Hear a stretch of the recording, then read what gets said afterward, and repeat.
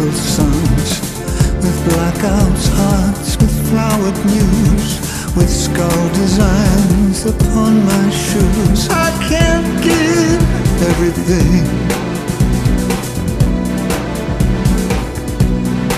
I can't give everything.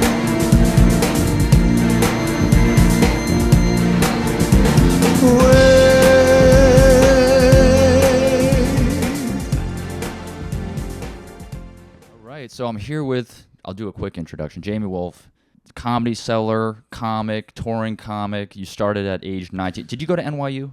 I transferred there, yeah. Okay, where'd you start? UC Santa Barbara. Okay, interesting. Yeah. You're from Philly. Mm-hmm. That's where you started stand-up, or did you start in California? I started in Santa Barbara. Gotcha. And then I did 10. Well, I did like 20 sets there and moved to New York. Wow. That's okay. 20 sets, and you're like, let's do it.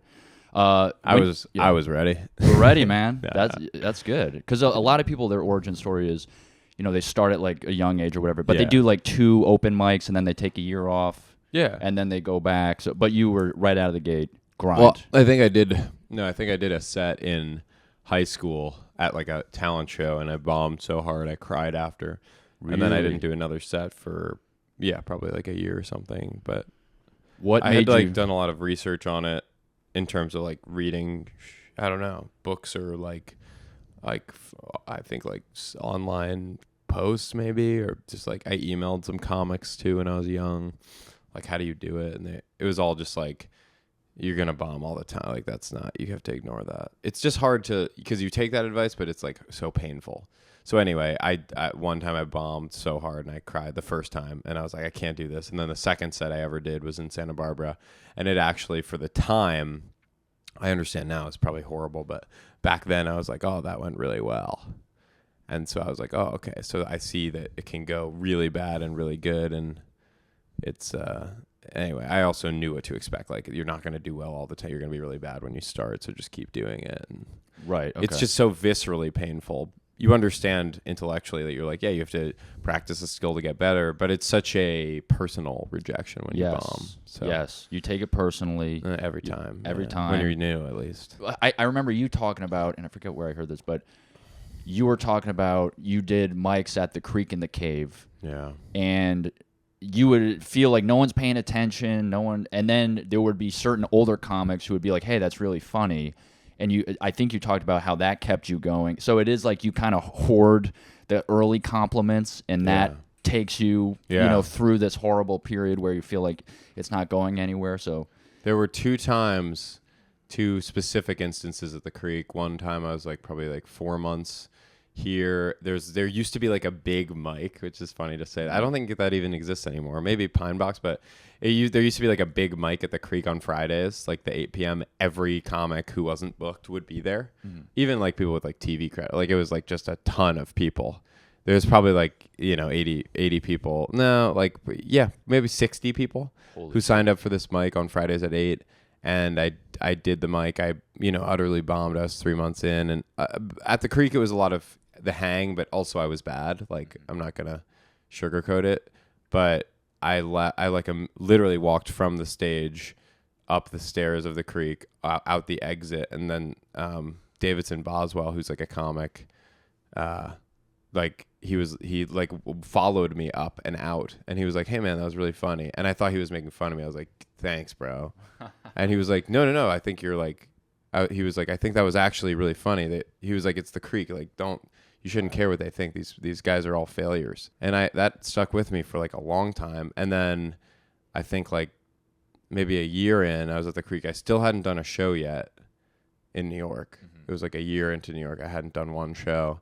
And I did a set, and no one was paying attention except Usama. And he was dying laughing, Usama Siddiqui. And I remember, I literally, it was like, because it threw me, because someone was laughing at a mic, and he was like laughing hard. And I was like, dude, what are you doing? Like, what's up? Why are you laughing so hard? He was like, you're funny. I was like, you're making fun of me. He was like, no, you're fucking funny. And I realize now, because I've seen Usama, he's like actually paying attention, and he actually is laughing at the jokes. He's not like making fun of you. He's like really enjoying the comedy because he loves comedy. But those were 2 times where I was like each of them kept me going for probably like a year, I think. Yeah. Each of those times. It just meant a lot, Yeah, there's certain people that I care what they think. And it's always good to have data points, and you can look back on that and be like, all right, well, I know there's something there. I'm not completely delusional, and this makes somewhat sense that I'm in this line of work because whatever. But right until you got passed at the Comedy Cellar, you were still doing open mics, which is super rare. A lot of older comics will say, don't do open mics. It's a bad look. You're beyond that. It's not going to be helpful. What was your mindset that you kept going to mics up until that period? I mean, you're touring, you do all these shows. Like, what kept you going to mics? I guess it was like a couple things. It was comfort. It was just the desire to work new jokes with no stakes. The desire to get better. I think they're good. Like Louis said this, but he's very correct. Weirdly, Louis C.K. That's a big one, yeah. But he was like, they're like a logic check for a joke. Like you can kind of tell what's kind of tricks and what's like funny if you go to a mic, because a mic, they understand all the tricks, right? They know so it's so rare to like say like on just a simple misdirect to get anything at a mic. Absolutely, because they can almost see it coming, like, and probably they do. Like I'll try to do that sometimes at a mic. I'll try to guess the punchline, and like now that I've done enough mics, it's like 50% of the jokes I can be like, I know where that's going. And so if you actually surprise comics and not just surprise them, but the idea makes sense and you surprise them, they will like reward you with something. And as a result, I think it's a good check for like the logic of a joke. It's not good for performance. In fact, it makes you a worse performer of comedy. You become rote, you become stiff. Everything that you do in a mic to do well, shitting on the room, saying offensive things, these are the exact things that will ruin a show. Like being too edgy on purpose for the sake of it, being mad at the room. These things will will precipitate a bomb when you're in a room. But I think what it's good for is like basically a writing exercise. It's like the feedback mechanism, because you write jokes all the time, but you can't check them against anything. And certainly at shows, it's just not a good look, I think. To just go off and do new. Yeah. Yeah. I mean, I have figured it out now that I'm at the Cellar to do like new in a way it's not going to ruin the set and no one will really notice that. But at the time, it was just, that was the only way I knew how to do it, because I hadn't learned the skill of like trying new on a show with people there without like making it really stilted and awkward. And yeah, and I mean, I literally, when I'm doing and I'm only 2 years in, so I have no right to complain, but when it's like, oh, I got to do the mic, this is bullshit, I think of older comics like you and Dean who are, and it's like, I have no right to complain about this. This is how it is. So it's a thing that sticks out. Okay, so you did the Comedy Shop, Mike, which is a notorious, like, shitty. You're talking about which I never was at the Creek in the Cave. That was before my time. But it sounds like that was also kind of like everyone's like bitter and they're not paying attention. Yeah. I actually enjoy that environment. I'm sure that says something about me. That's probably not great, but there's something real about that. And I feel like that makes you better. Do you agree with that, or is that kind of a romanticized bullshit idea? Of course. I think it definitely makes you better. I think there's a reason that like that's the path, or that's like how it's done for sure. And also that doesn't last. Like there's a point at which it does make you worse, but I think it just takes a long time, especially if you're like using it. Because I used to use it as the only stage time I had when I was like 2 years in, I had to do mics. Yeah. And so that it sucks. Like it just sucks. And you're also like there basically to get your fix of performing, but it's not really a performance because you can't perform to people that aren't willing to coagulate into an audience. So you're basically just reciting jokes. It's like practice. It's not really performing. And that feels bad because you're going there to perform, but it's the only stage time you have, but it's not really a performance. It's more of a writing exercise or a logic check.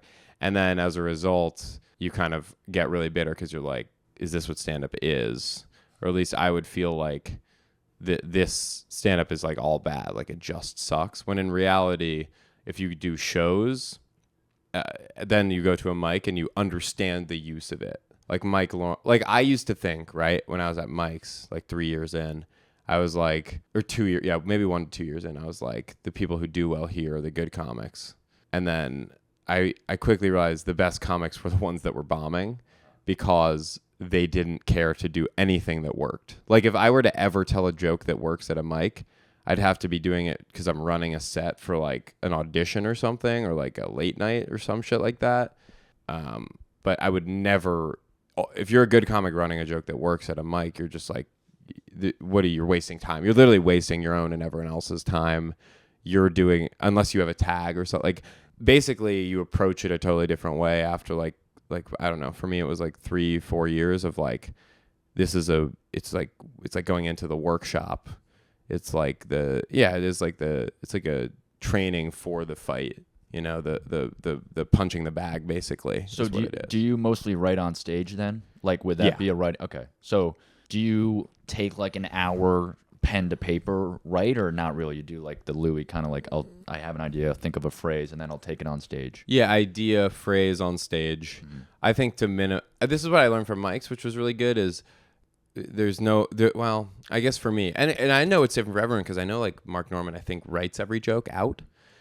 I don't know, but I think some people write every joke out, and I think for me personally, I have to get on stage, just idea, and then on stage as quickly as possible with that idea, because it's just I've thought too much, I've written too much and thought too much about jokes, that the second I brought them on stage, I realized they could never be funny because there's nothing there at all.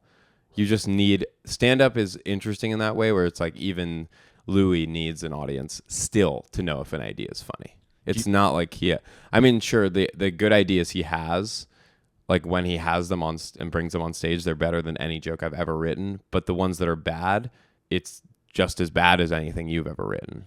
Right. He has more of an ability to execute the good ones, but the bad ones, there's no difference between you and Louis when you go on stage with an idea that's not funny. And that, I think, just shortening the time span between having an idea and bringing it on stage is smart, because it minimizes the amount of time you're thinking about something that's never going to work. Do you think it's like the pressure of being up there with a bunch of people staring at you? It's almost like I feel, it's the same way I feel at a party where I'm like, what the fuck? I don't know these people. And then you just start going all over. Is that what the engine of being funny for you is why you write on stage, is because you're like under pressure and you just got to make people laugh any way you can. And so you're not even thinking really about the joke or whatever. Yeah. You're kind of doing that automatically, and that's where jokes come from. Yeah. I think it's the pressure. I think it's the, I'm trying to think of the word, like the connection, I guess, of maybe not to the audience, but to, it's so weird because doing stand-up is like, one, you have to articulate the idea you're trying to articulate.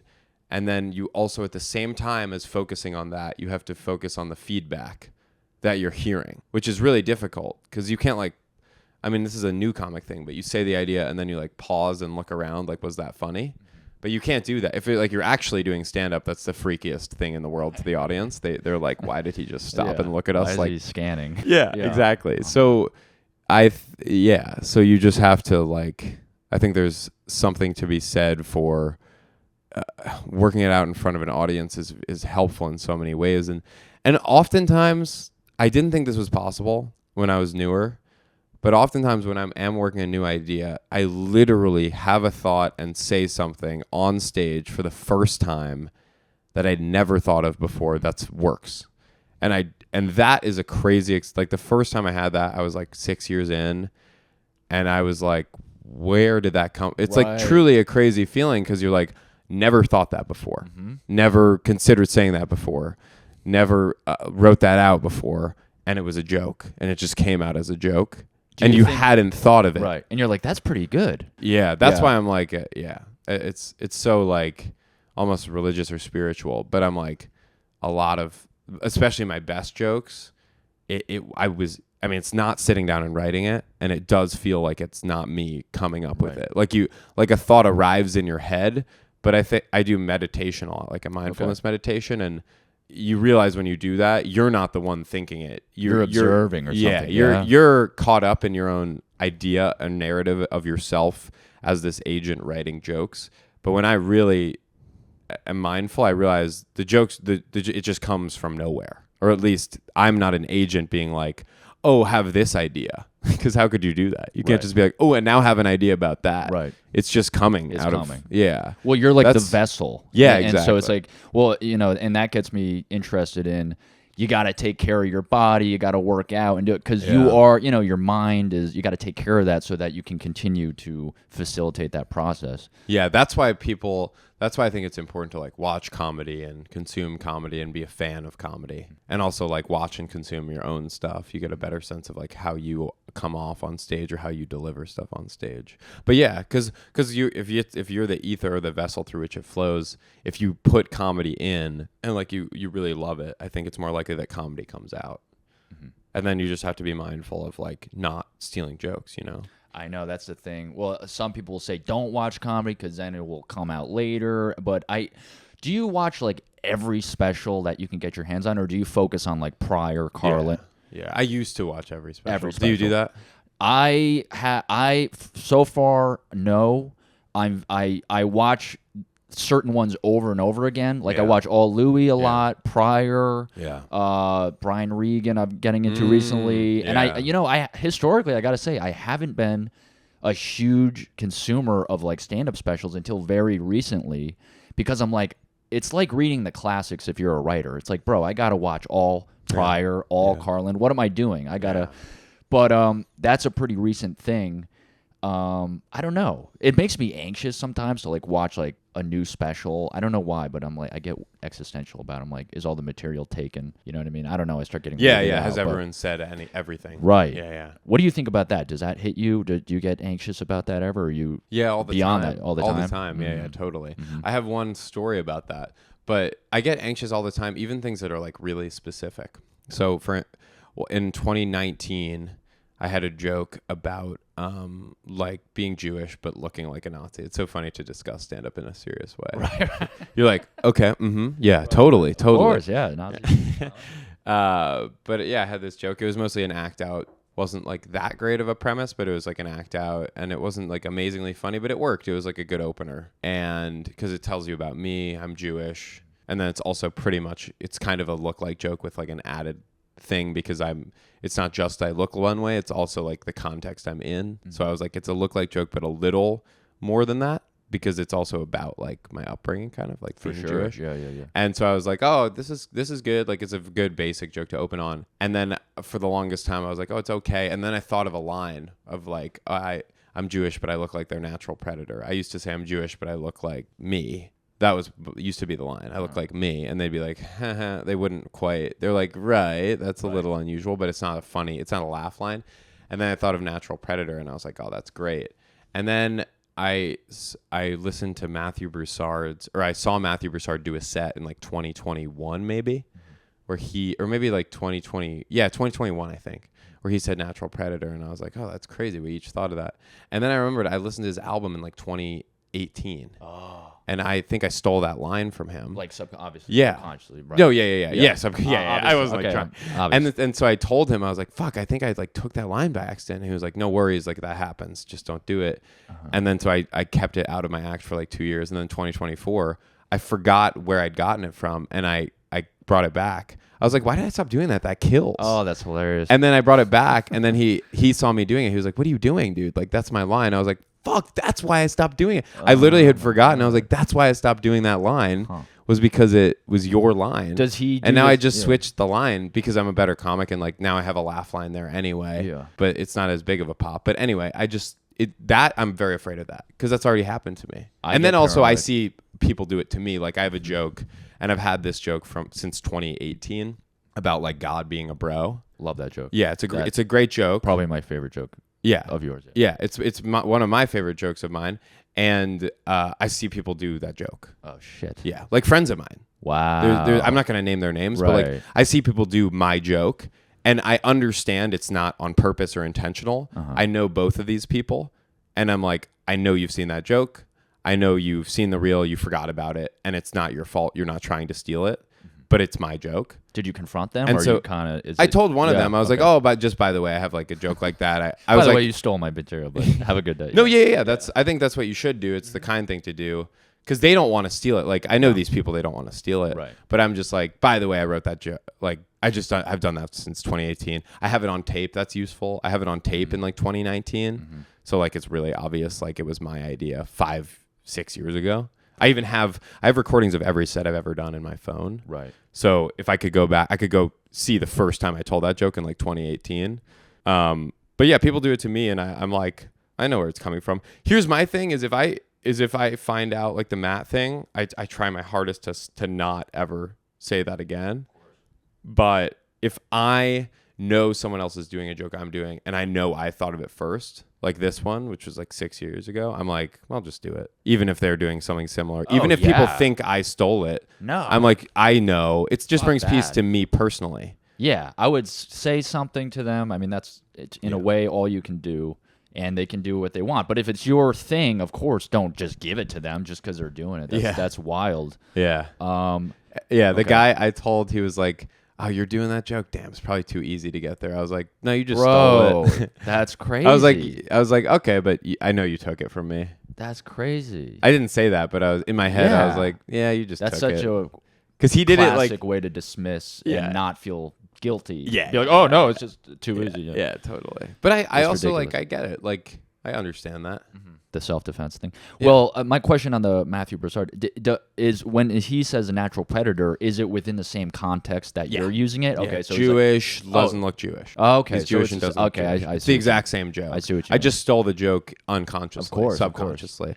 And I think it's good also to be open about it because some people are like, what are you talking about? And I'm like, Right. no, that happens. Like Yeah. that I know it happens and I've seen it happen, and you can't like, I don't know. I think it's just good to be open about it, and then when it happens, admit it and say it and call yourself out, and then move forward trying to do better. I mean, obviously, if you're approaching this as an art form, you'd do that because you're an artist, but like, I don't think some people have that approach. I think some are like, it's fine. Yeah. It's parallel thinking. And I'm like, probably not if you heard the joke before you. Absolutely, yeah. No, How can it be parallel if the line I'm you were drawing... behind the other line. yeah. You drew that line after my line, so Yeah. they're not parallel Not definitionally. at all. I've actually seen comics be told, "Oh, that's a XYZ bit, like a famous comics bit." Yeah. And they're like, fuck it, I'm still recording it." Like, I'm like, what? That's crazy, but people do it. You're right. You mentioned you quit your job. When did you decide to quit what was your day job, and when did you decide to quit the day job? Well, I had a bunch of day jobs. Okay. I mean, because I started in 2017, so I was a student, but I had 2 jobs at the time. I did for money. I was an intern at several different companies. One of them was, it's actually funny in retrospect, it was a company. They basically did photo booths for events, but they didn't have physical photo booths. So I swear to God, they would bring iPads to events and then basically have software, like the old green screen, the old iMovie that would like make you look a little different, like give you like a swirl in your cheek. Basically, they just rented out iPads, but that was a company I interned for a while for money. I did door-to-door sales for money for a while. I was an intern at Stand Up New York for free. Okay. Who are great. They're great. They're just a great comedy club if you don't want to get paid. Yeah, I was gonna say, now you're a comic who works there for free. No. Precisely. That's. And I hate to talk shit on a comedy club, but I'll only do it if they don't pay me for shows I did 2 That's years the ago. line. Yeah, when they're screwing you over. It's so funny. That's He emailed all the comics. He was like, if anyone's ever not been paid for a show, let me know. And then everyone's hand goes up. Everyone's hand goes up, and he's like, great, I just send me your Venmo, and then you send the Venmo, and he's like, working on Venmoing you. I'm like, you don't have to work to Venmo. You just send the Venmo. Yeah, downloading the app now. I'll get back to you in 4 years. Yeah, I got bad internet. Jesus, being uptight about saying certain things. We're talking about the stand-up New York thing. As you have been in stand-up longer, are you caring less and less about, oh, I don't want to say this because it might upset this person, like self-editing and being anxious about that? Or are you feeling more free? And as your success is rising and you feel like you have things that people can't take away from you, you know what I mean? Like you have your follower base, you started this club, you have a lot of stuff that you've built yourself. Are you feeling more liberated to like not care as much about saying things or being super uptight? Yeah. It's actually been more of an internal journey. I think that's a lot of stand-up is like people attribute things to different stature or whatever, but it's more a result of just you changing as a person, if that makes sense. Oh, totally. So like I used to be probably much more open and friendly in comedy settings than I am now. And I think people mostly attribute like that to like success. Usually they're like, they got Hollywood. Right. But it was just, I was a people pleasing, socially anxious, like kind of like not loser, but just guy who wanted to please everyone around him and wanted to be liked by everyone around him. Yes. And now I don't have that. Dude, that's good, I think. So I just don't, it's been really helpful for my mental health and Yeah. it's a result of like therapy and stuff. But like truly, it's not that important to me who likes or does not like me right now. Mm-hmm. And I wonder if I weren't doing well at the Cellar, if I would feel the same way. But I think it's mostly just age. You get older and you stop caring so much. But yeah, and I don't know how much of it you could attribute to success versus changing as a person, because I'm only as successful as I am. Right. And I'm not overly successful. Also, like I think mostly what makes me more open to criticizing is just the lack of success I feel, because I feel that right now I hate the idea that this comes off in a douchey way. Sure. But I think I'm less successful than I should be broadly in comedy, because the only way I make money right now is I do the Cellar. Okay. And then I open for my friends who are very successful. But I have almost no ability to draw on my own, and I have almost no fans that aren't comedians. Yeah. Are you serious? I didn't figure that. Okay. Yeah, and I have almost no fans that aren't like aspiring comedians. And I think I'm grateful for that, and I recognize that, and I think that is a possible sign that I could be successful in the future. Because usually, everyone liked, and I'm not comparing myself to him, but as an example, everyone liked Burr in comedy, and then he got big later. And not a better example. And I don't want to compare myself to these people. Sure. But I know what you this mean, is one possible route is like Bargatze was like, I loved Bargatze in 2017, and he was no one. Yeah. All he had out was a album on YouTube that I listened to on repeat for years, because I was like, who is this guy and how is he like the best? And I've never heard of him. And it was like he was unknown. Like he had no draw at all. He was like a club weekends guy for the minimum, making like 1,500 and drawing 0 people. But I was like, this guy's fucking amazing. And I hope that like being good and being recognized by other comics precedes success. But I can't draw at all like anywhere. I think the most I draw would be like LA. I can get, 80 people out maybe. Okay. I had no idea. So when you have those road dates, that's you opening or like no featuring? Those are me those doing are you.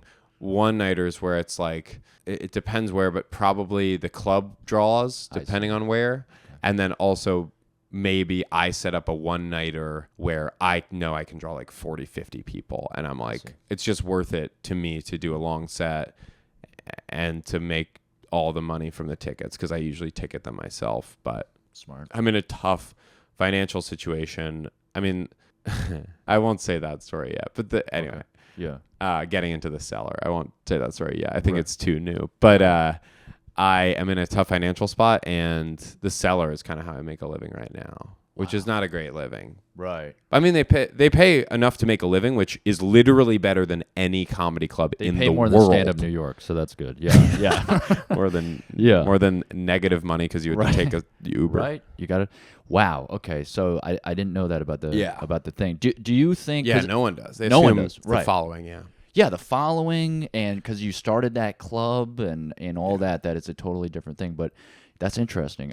But so I sold the club. You sold the club. I started a club and sold it, and then the guy paid us out, so we don't work the club anymore. Because the deal was we get to work the club every show until you pay us out, and then he paid us out, so we don't work that club anymore. Damn. So I don't have auto spots there. I don't have like much success on my own. And so I think this is more telling of in terms of like what I'm willing to say is I think it's just a result of me being like, fuck it, I don't give a shit. I think that's an important step too. I was gonna, and I was gonna leave New York this year until I got the cellar. Where would you have gone, LA or Philly? I would have to move back home and then like get a day job, just reassess everything, like take a couple months. But that's to say like I'm not in a good spot and I'm not doing well, but I'm still just like, it doesn't really matter. Right. Like, and the Cellar also is great. It's amazing. It's the best comedy club in the world, and it's not close. Mm-hmm. Like, it literally isn't close. Right. But all that is still to say it's very fickle. Like, I know friends that were in for months and just stopped getting spots, and that can happen to anyone, and I don't feel secure there at all. But you've gotten over that, like, 2-month kind of, like, the thing is trial. The trial. So it's like I think of the audition as the interview, and then the first 2 months of getting all these spots as like the internship. Yeah. And you've been able to, get through that and still get, which is amazing. Very. I feel like that's rare. Yeah, I'm very grateful for that, for the Cellar. I mean, it's kind of the only time I've felt in comedy that what you are able to do on stage is important. Wow. In that like I do well most shows. Obviously, you still have a bad show here and there, but like at the Cellar, I usually do quite well, and that's rewarded. And I mean this. I've never had that ever anywhere else in comedy. Full stop. No caveats. No exceptions. It's the only place I've ever seen where it seems to me that there's a feedback mechanism between how I'm doing on stage and the amount of success I find. Wow. Where she's like, I'm able to make a living because I do well each time. And online, that's not the case. Obviously, online, it's about doing crowd work and being attractive. I think everyone knows that. Yeah. But like online, that's not the case. Other clubs, that's not the case. That's crazy to me. Yeah. So other clubs, it's just about, can we sell tickets, fill seats, or politics, totally, or politics, or just a vibe. Like, like I got up at the stand and I would do it very well every show. I'm a perfect fit for their audience, right? Who also at the stand they're even better. Well, sellers like this too, but they're not like too PC.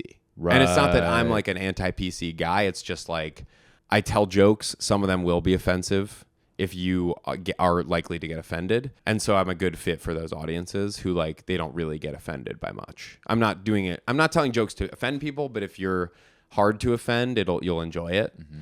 Anyway, I did very well at the stand and they didn't book me, but that was just, I understand, like, I'm just not the vibe they want. Like I tell jokes and I'm good, but like they have a specific vibe they're looking for. And I don't fit that.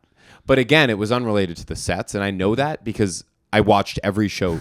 When I got in there, it was the first like good club I've gotten into, and I did well every show. I watched the whole show every time to make sure I was keeping up with the pace, and I was just like, yeah, this is going good.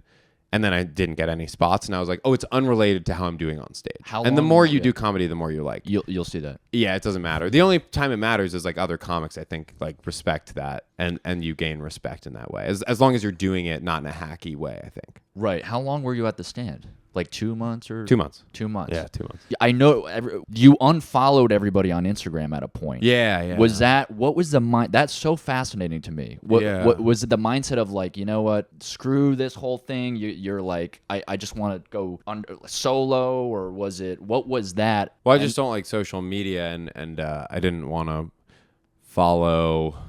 I just didn't want to follow people. Right. You didn't want to get distracted. I didn't want to get distracted. Okay. Didn't want to, that's probably a really good, didn't want to get distracted.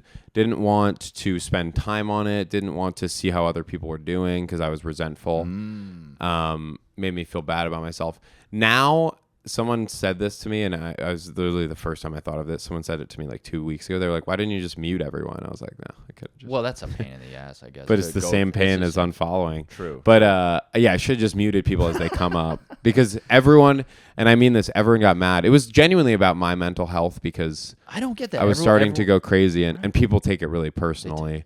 I think people just have an obsession with the internet, and they think it's real life when it just isn't. It's just not real life. I got canceled quasi online. Really? And people like got super mad at me. And I wasn't online. I'm not online like that. Like I don't see the videos that people are reposting, canceling me. Or I don't see like people like, this was like, I did an interview with a woman who is an influencer, and me and Lucas on our podcast, and we were like, wow, you're actually really funny, because she's an influencer, and any influencer I would assume is stupid and unfunny. Which is not, yeah, dude. I don't think that's a crazy statement No, even you're to 100% make. right. Everyone's thinking it, by the way, as well. Yeah. So. Right, exactly. And so I was like, oh, we're just surprised you're actually a funny person. I mean, she wasn't being funny on purpose, obviously, but she was just being herself, and herself happened to be like a crazy out-of-pocket, funny like character. And so we were like, oh, you're funny. And then everyone online was like, these are misogynistic assholes. Like, they don't believe a woman can be funny. And I was like, no, if it was Logan Paul, I'd also be surprised if he was funny, because he's not. Right, yeah. Because he's shocked. adult. Yeah. He's like if you like could make a cup come to life. He's an inanimate object. That Yeah. somehow found a way to. Yeah. Wow, that is. He got enough abs to become successful. But my point being, I didn't see any of that. I didn't experience that because I wasn't on the internet for that. And Lucas was freaking out. He's really online. He was like, dude, we're getting fucking canceled. This is bad.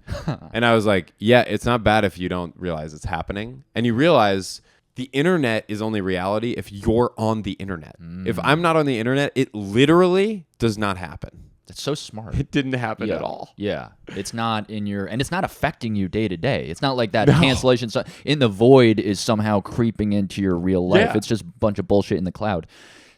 So yeah, because I feel like you use Instagram as a fucking business tool. Yeah. And you separate that from your actual feelings in your life. Anytime you post, it's just like, I'm doing this city, fill out where you want me to perform, or it's a clip. But that's interesting that people got offended, because it's like, you unfollowed everybody. To me, it was like, it's obvious it's about you and your mindset. Yeah. It's not about the people that you unfollowed. So, but people are so wrapped up in it. And themselves. And so themselves. self-obsessed. Yeah, they think everything that happens has to do with them, even though it could be, and I'm probably the same way. But that's yours. But then that's true, yeah. We're all the same way, yeah. We're all the same way. But then you got into the cellar. Did you feel like finally I'm being recognized and this makes sense, and now you could kind of breathe a sigh of relief and then go back to doing the whole online thing, how everybody does it, because you felt better about? No.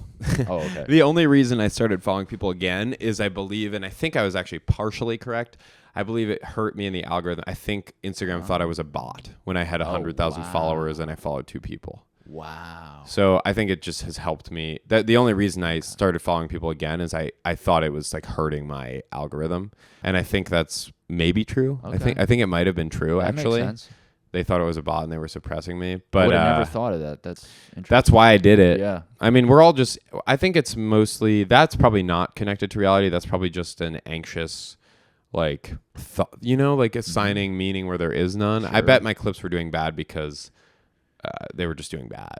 Okay. I don't think it was related to that. But at the time, that's why I did it. Mm-hmm. And then I refollowed people. And now the way the Instagram algorithm works is the same as TikTok. So I don't see anyone who's a comedian. I only see like memes and basketball highlights, because that's what I like. Right. I like it and watch it. And so that's what keeps coming up. So now I'm okay. But it used to be really bad for my mental health when I would see people, doing really bad jokes or really bad crowd work and being far more successful than I am. Which is what it is, and that's just what the environment is right now. I know. Do you think that's going to change? No. Why would that change? It's going to become more intense. Fuck. I know. It is a weird... It seems hopeless in some ways, because, that you got to... I don't know, because I have this optimistic kind of long-term belief, like you're talking about Burr and how comics were like, this guy's good, but and Bargatze, this guy's good, but no one's really hitting. Yeah. But eventually they hit. Yeah. And eventually the word got out and people connected with what they were saying despite all this other noise. So that's the one hope I'm holding on to, is that like in 20, 30 years, you keep grinding, you keep getting better, you focus on that. Yeah. Eventually, like, people want to follow someone who they enjoy watching. Like, they're like, I actually like this guy. I'm going to subscribe, not because, hey, like and subscribe, but because I want to see more of their stuff because it's good. And that's going to take a long time maybe to get out there, but that's the hope I'm holding on to. Yeah. But it is a pretty pessimistic situation right now. That's a good outlook. I mean, that's a really good outlook. If they're like, oh, every time I see it, it's like a good joke and I like watching that. It on the long term, yeah, it makes sense. Because I think of the opposite, which is like, how many times can you find an interesting story in the crowd that you're basically the narrator of? Right. I don't think that's a refillable thing. No. But maybe I'm wrong. I mean, I could be wrong, but what you're saying makes sense, which is like you just keep seeing quality content and you just are a fan over time. Yeah. I don't know. I think I'm not likely to believe that because the way the algorithm works, if it doesn't go viral, no one sees it. So it doesn't really matter if it's a good joke. Right. Like for me, the people that see my comedy, I did a poll on my story. It was like 25% or 26% of people that saw my story were comedians. I do think that my clips reach a higher percentage of comics than that. I would say probably like 1/3 to 40% of people that like my clips are comics just based on the names. It'll be like Michael Glass comedy. And so long term, if it's not going viral and it's that audience every time, sure, that audience likes it, but I can't be a comedian. Like that just doesn't work as a comedian. But I don't know. I mean, you never know how it turns out. I'm very pessimistic. Like I don't think I'll be a comic long term. Jesus. I don't think it'll work out because I believe I'm good. I've actually, and it's conceited, but I've never had a doubt like I can do comedy well. I've never been like concerned. Even when I was starting, I hated it and it felt really bad. And I thought about quitting every day. But it was still like, I was like, I do think I have the ability to think in joke structure and form funny ideas and do it better than a lot of people do it. And now I'm like, yeah, I think that's still true. But I don't have any belief that that's connected to being successful long term. Like Renan Hirschberg's best example. Yeah. Great comic. Yeah. Literally one of my favorite comics to watch. Incredible, yeah. And I think actually one of the best comedians working today. And he does not have a good online following, does not draw well. And I wish more than any Brendan Sagalow, fucking hilarious comic. Right. Doesn't have an online following, doesn't draw well. So funny, and it just doesn't matter. And I do think, unfortunately, that's kind of the world we live in. It's sort of just how long can you last doing it at a level where you know that you should be, like Renan, he knows he's one of the best comics that there is. Right. He knows that. And it's like, how long can he last doing comedy? It's like it's psychological. He'll probably torture. always do it. Yeah, Yeah. It is psychological torture. It's Yeah. like, what the fuck? Like if the world were just, he would be selling out theaters and then, like insert X comedian here would be doing Renan's dates at clubs. Right. Or in the unemployment line. If they're influencers or whatever, just go work in the mines. Yeah. But wow, yeah. So do you have an idea of like another thing you would do because I don't think you're gonna fail. Let me put it that way. I don't think so. But I get what you're saying, given what the situation is and the environment. Do you have another thing that you would like a backup plan, so to speak, or anything, or you're not thinking about that? You're just more like pessimistic. I don't think about that. That's yeah. good. That's good.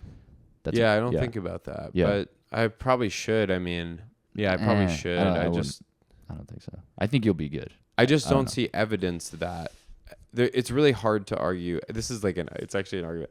Me and my friend have this argument once a week, and we've had to stop having it because of how it comes up every week, and we've had this conversation literally like hundreds of times. Interesting. I'm interested. Where he's like, talent does matter. At the end of the day, it's important in some capacity. And I literally say to him, I'm like, give me evidence that that's important at all. Like, give me any evidence in the last 5 years that anyone who's talented at comedy and and skillful at comedy has gotten big. And then it just silence. Versus like, cause like Morrill, right? Yeah. Great comic. Yeah. Just a really good comic, right? It's great jokes, original angles, great premises, great, like everything. Like he was grandfather. He had like specials before the internet was a thing. Since the internet has started, I've almost seen, not quite, but I've almost seen an inverse relationship in who gets big and who's good. And here's why. If Louis started today, I know, dude. he would, and I mean this, he's the best comic. He's like maybe the most technically good comic I've ever seen. I prefer like Pryor as a comedian. Right. But Louis is still probably technically, on the strength of how much material, how precise it is, so how many prolific. things he can do. He's probably the best comedian to ever live from a technical perspective. And I still go, he literally would not make it as a comedian if he came up today. He would actually not make it. Fuck.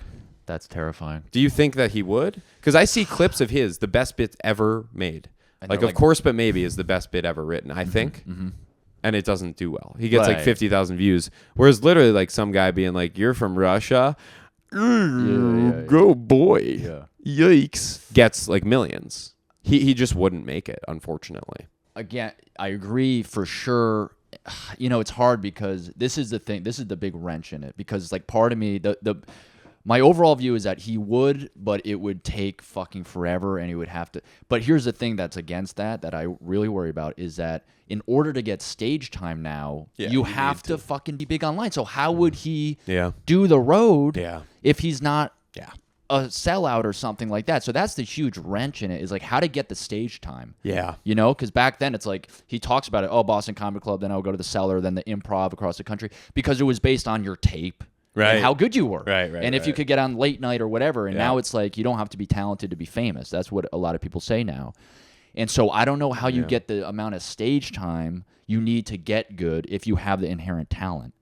And that's the thing. The Cellar is like literally the only thing I can think of, or starting your own comedy club, which I also did. Right. But like you can't headline, you can't, there's nothing you can do. You can't do even clubs locally in New York. I mean, I will say this, New York Comedy Club and the Cellar.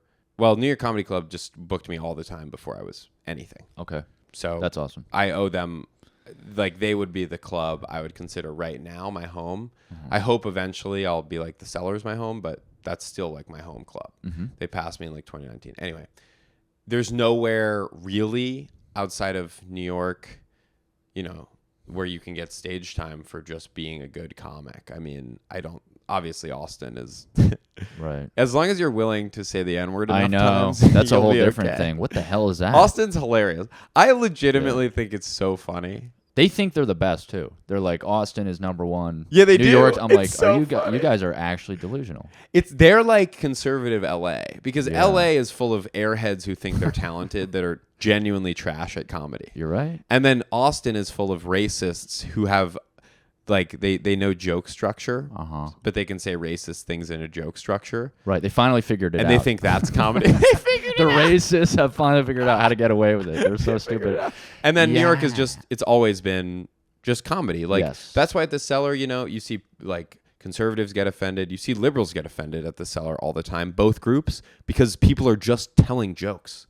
Yeah. There's not a fucking political agenda. I do think the only way to possibly get good at stand-up, if you're famous and you start drawing immediately, you'll never be good, unfortunately. Okay.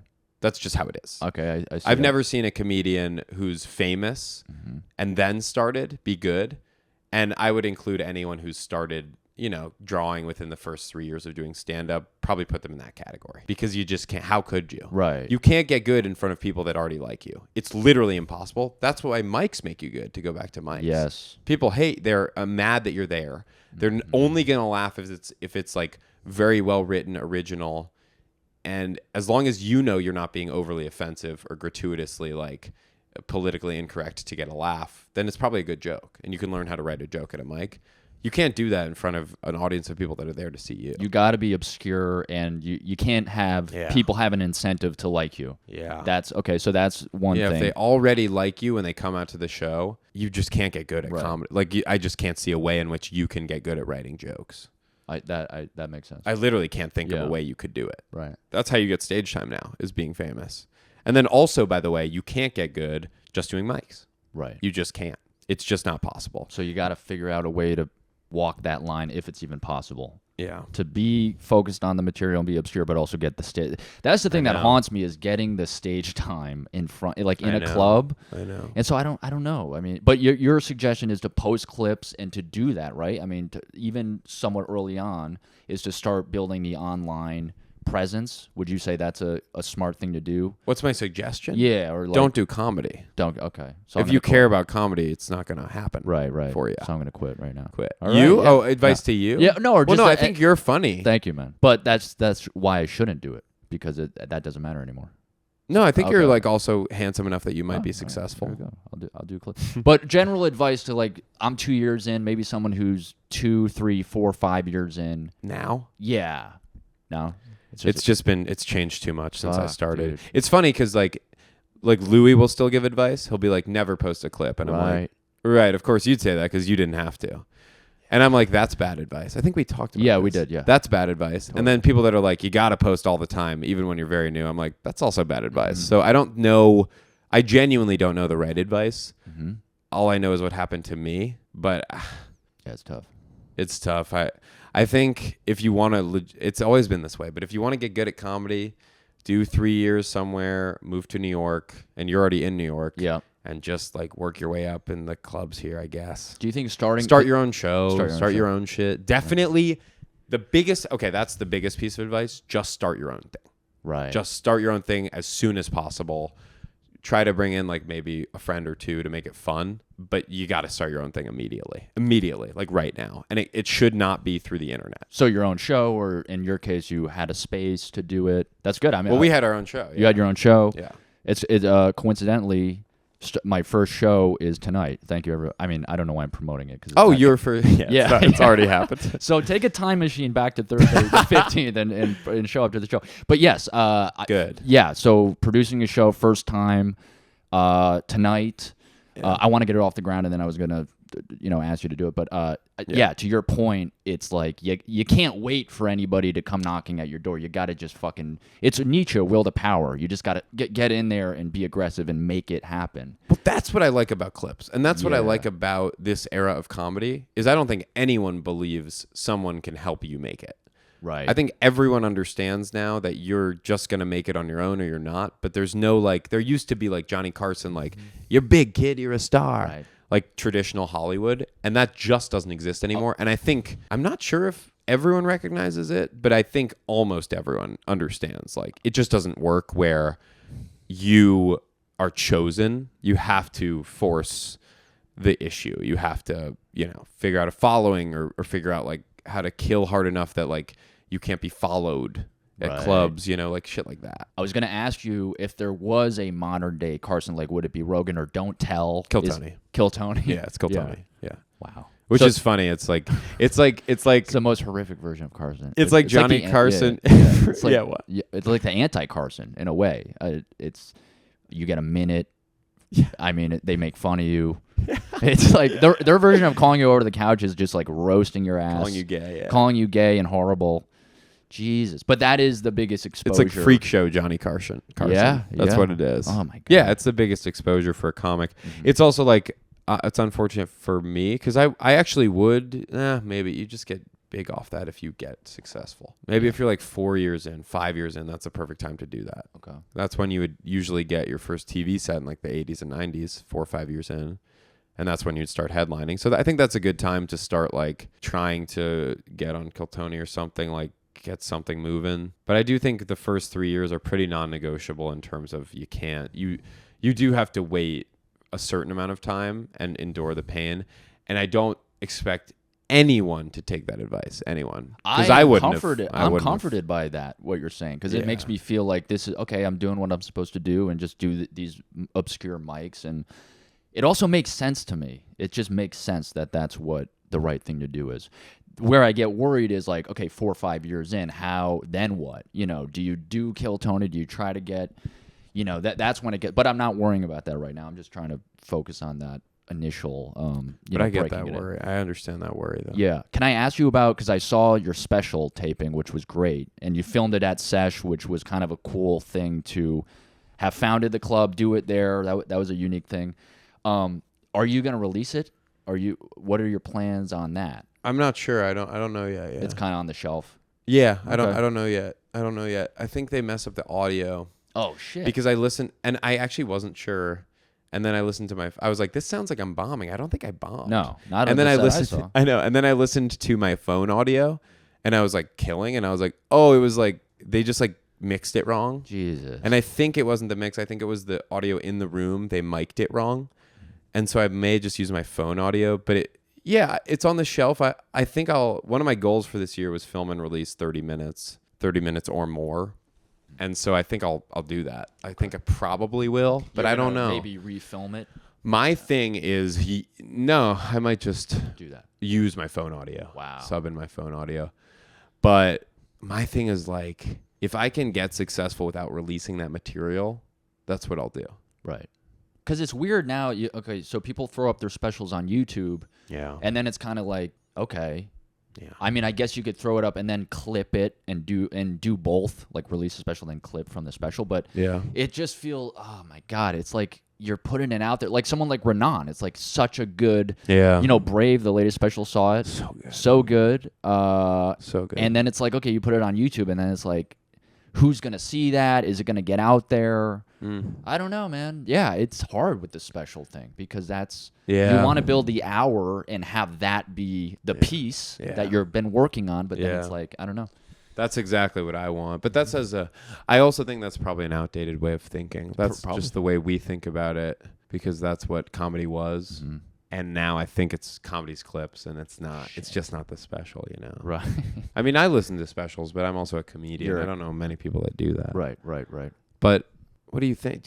What do you think? I don't know. I think Do you think put it out? I don't know. If the audio's bad, then redo it because it's worth redoing it and getting it right in that department. Don't because they screwed up the production. It deserves to be done right. Your hour, but I think so. I mean, I think it would be good. The way I think about it now would be to do it, release it, have it be good, and then wait a month, and then start, as they say in finance, tranche, cut it up, and then put it out separately. So you're getting both. You're doing the clips, but you also have the piece as an hour, structured as an hour for people who want to watch it, and then you start again and start writing new stuff, and that keeps it exciting in my mind to be like, all right, I did that. Let's see what happens next. I'm going to keep writing, doing 10-minute, 15-minute spots at a time. Yeah. That's how I would think of it. But again, the big thing is that people put it out on YouTube and it's like you're putting it into the void. That's the thing I would be terrified of is like I worked so hard on this and then it's just on YouTube. It's a YouTube video. That's like a depressing factor for me is like, I don't know. But I know that. I get that. Yeah. So it's like, Jesus Christ, someone can downvote my hour. If it's on HBO, at least they can't comment. This sucks, you fucking loser. It's like, what the fuck, man? Ben Callahan's gay. Yeah, it's like, what shit? I don't know. That's a weird factor to me. That it's just a fucking YouTube video. And it's so true. But I mean, that's what it is. I'm not getting like offers from any. Like Netflix. That's the funniest one to me is they're like, hope you get a Netflix special someday. I'm like, what about wishing that I can do comedy for one more year? Yeah. First. Like take it down to 15 notches. Yeah, because if I were to get a Netflix special, I would have been a millionaire for several years. That's the only people getting them right now. I don't think they understand that. And I would never get angry at someone for saying that because they just don't know the comedy industry. Yeah. Like it's just a black box to them. They think that's like how you start is doing Netflix. But I'm like, you literally already have to be selling out theaters for Netflix to even take a look at your hour. Absolutely. What about hoping I can sell out one night at a club? Yeah. By the way, if you can just sell out one night at a club in 10 cities, you could make like a living just doing that. They pay so well one-nighters. If you could do 15 cities selling out the club for a one-nighter, you could make a living just doing that. Quite a good one. You could probably make 80 to 120K just doing that.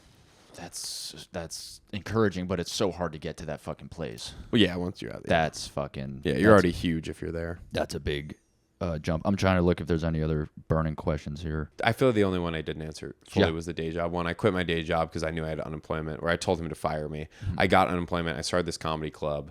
From the unemployment, I was able to be financially okay for the time being. From the club, I got financial security for like probably 3 years as the guy paid us out. So we started this club 3 months, then we sold it. And so he paid us out slowly. So I had financial security through his payouts and a combination of that and like touring and doing some online stuff and like spots around locally and, producing my own show still in the city. Mm-hmm.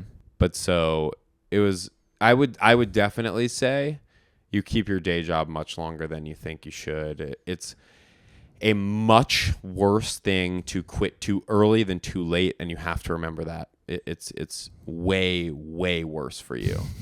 I'm screwed, man. To quit too fast. No, but you're getting another job. I mean, Yeah, that's the hope. I missed a job. I was supposed to go to a job convention from Juice Generation, the smoothie place, but Okay. I didn't want to do it. But yeah, it's funny because I know, especially as I talk to you more and I observe more. I was at New York Comedy Club last night, kind of observing, and I was just like, dude, I have no conception of how hard this is. Like, I am so fucking naive about the financial aspect, about starting a family. You can throw that out the fucking window for the time being. Any of this shit, your social status, being a comic without the influencer aspect.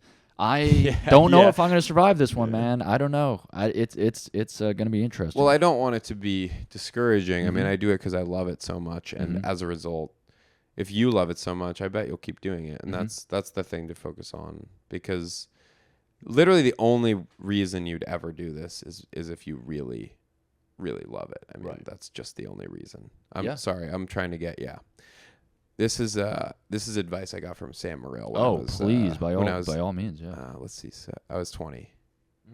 I emailed Sam Morril, and by the way, I now know him. Yeah. Like, I work with him at the Cellar, and dude, it almost makes you cry. Like, it's just so cool in full circle. That's sick. Soder, I emailed Soder and Bargatze. They all responded. This is in 2017. I was 20 years old. And they all responded. And Soder recently was like, good set, man. And I was just like, it's crazy because it's weird to tell him, like, hey, you gave me advice in 2017 that, like, kept me going for a while. But anyway, this was Sam Morril's advice. I emailed him like a pretty long email. Wow. And he read the whole thing and answered all the questions. These are his answers. And he said, this is his advice. Work hard, don't drink too much, don't be a dick, don't get too angry, keep your ego in check. All really good. If you want this to be your job, treat it like a job. Become obsessed. It's harder than you think it'll be. But if you can outwork people, you can get ahead. Surround yourself with good and driven people. Also, live life. If you only do comedy, you will be the guy whose every bit starts with, so this guy after a show says to me, life experience will keep you writing. Hope this helps, Sam. And I'll tell you what, I mean, that's pretty much just sums it up. Work hard, don't drink too much, don't be a dick, don't get too angry, keep your ego in check. Boom. If you want this to be your job, treat it like a job. Every single person I emailed said, become obsessed.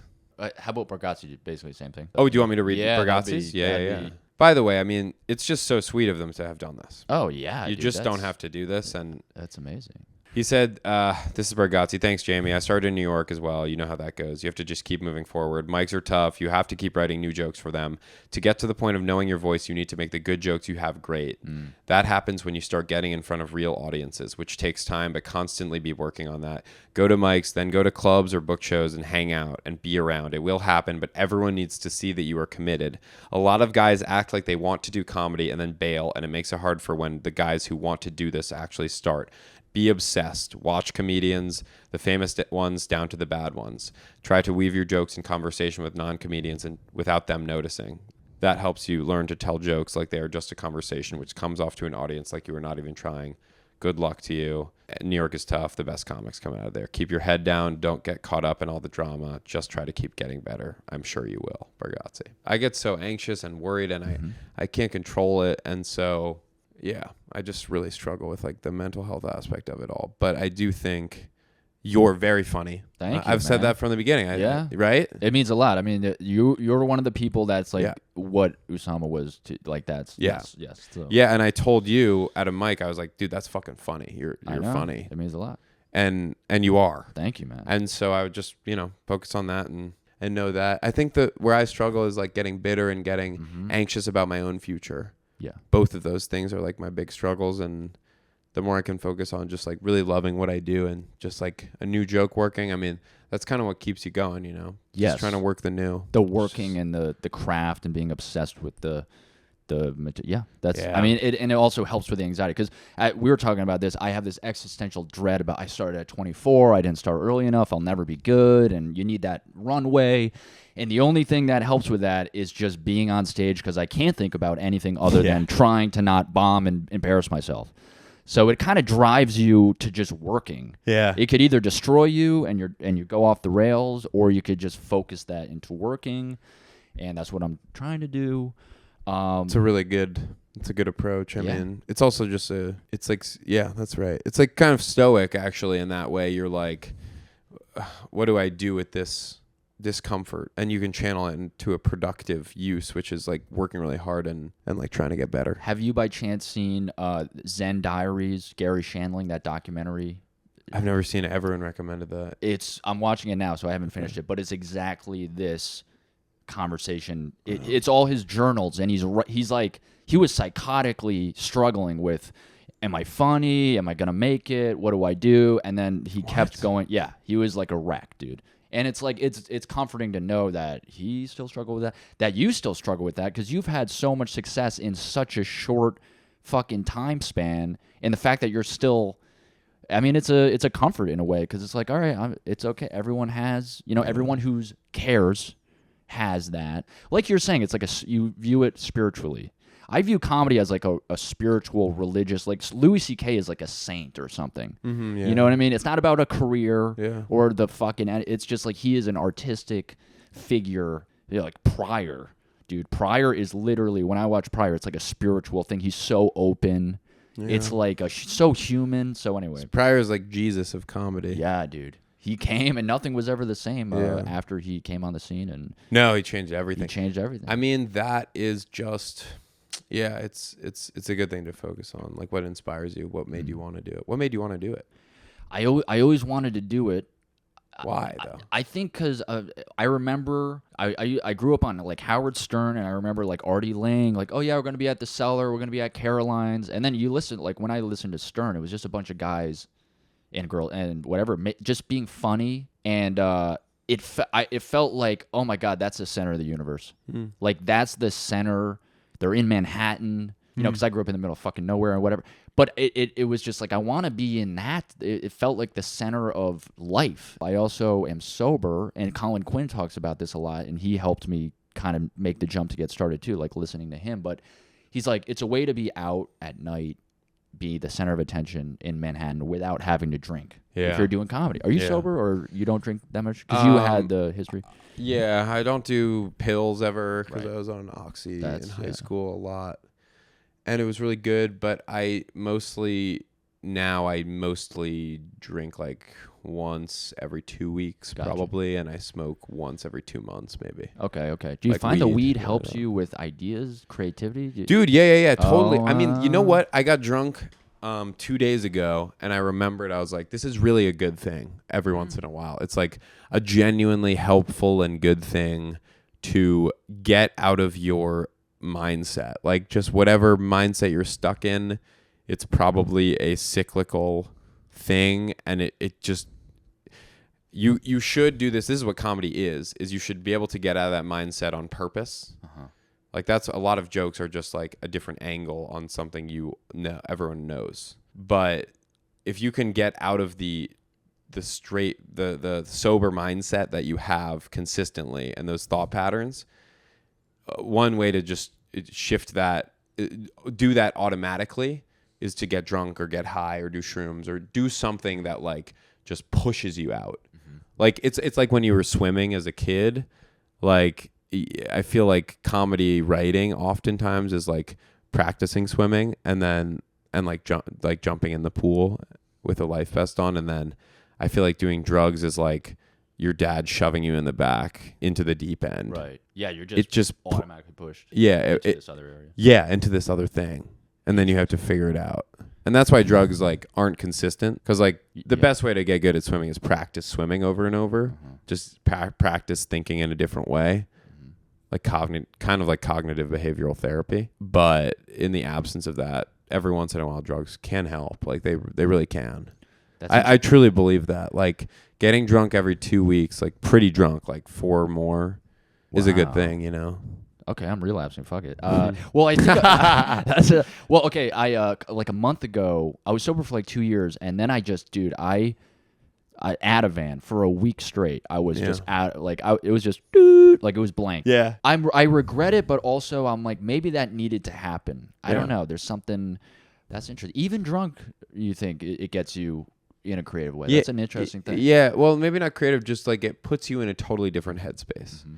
The issue is like when I'm hungover, this is why smoking makes more sense to me. Because when I'm hungover, I get even more anxious and like repetitive thought patterns than if I haven't drank at all. And I'm normally baseline very anxious and repetitive thoughts. And then when I drink the next day, I'm very much that way. Oh, yeah, dude. And you're seeing me 2 days out from drinking, and you can tell I'm still there. But I do think if you smoke every once in a while, do like some dose of shrooms every once in a while, it's good. It's a good thing to just get out of your head, or to have a new experience is probably a more sober way to do that. Literally do something you've never done before ever. Try to do something you've never done. It just is a different Methamphetamine. Let's do it. Yeah. It's new. Well, do you get paranoid at all with the pot? Because anxiety, because I have anxiety and I find that I get paranoid, but do you have Yeah, sometimes. Okay. Sometimes. I found if I do it every month, once a month or less, I'm okay. I'm usually just have a good time and I zone out. But yeah, totally. I've been there, yeah. Do you think, so okay, hanging, someone in my position, 2, 3, 4 years, whatever, do you think it's worth hanging at these larger clubs when you're only a couple years in, or do you think it's better to come in when you're really good and be like, that's how they know you as? I don't know. That was yeah, no, I know the question. Do you hang or do you focus only on doing mics? And I think what Bargatze said was right, which is the way I took it, I used to do like 3 to 4 mics a day. That was like my goal for the first like 3 years probably. And then I realized like, you could just do 2 and hang I didn't do clubs, but there's a balance. I mean, don't sacrifice all of your stage time to hang, but you do need to be known in the scene as a comedian. Like you need to be around people that are more successful than you. That's a requirement. Like you won't do this very long if people above you don't know who you are and hopefully respect you in some way, or at the very least know who you are. But I think there's a balance to be struck, and I ended up doing like, instead of 3 to 4 mics a night, I would do like 1 to 2, probably an average of 2 a day. And then I would hang at an indie show or like a club if my friends were there. And that was a good balance. Like, cause you do need to be around. And that's how I met like all of these like bigger comedians. I mean, now it's obviously easier at the Cellar cause it's just everyone is there. Right. Everyone famous is there. But like before that, it would be like your friends are probably, you have friends that are friends with bigger comics. So if you just focus on hanging with your friends, you'll naturally just kind of end up hanging with like people that are much more successful, I think. But yeah, there's a balance. And I don't think you should do either one. I really don't.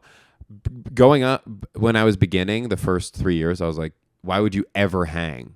You just need to get good. And I think I've said this to you, but like the older I get, the more deeper into it I get, the more I go, being good isn't what makes you successful, and being successful is also part of doing comedy. You do need to find some success to keep doing it. You can't just be the best comedian ever with no success, you know? I mean, you can be that, but no, it's just, you also need to make a living doing it. Like there's a pragmatic reality that I used to think like it was very like social climby to hang, and now I'm like, no, it's just part of it. Dude, I totally had that. And it's icky, you know. It kind of gets slimy. Feels weird, yeah. But I think there's a way to do it where you can avoid being that way. Yeah. Like, don't change who you are. Yeah. Don't be like we were talking about. Don't be super agreeable. Just be yourself. Yeah. And be around. You know, that's it. The hang is definitely part of important. it. I would never recommend anyone do what I did at the beginning.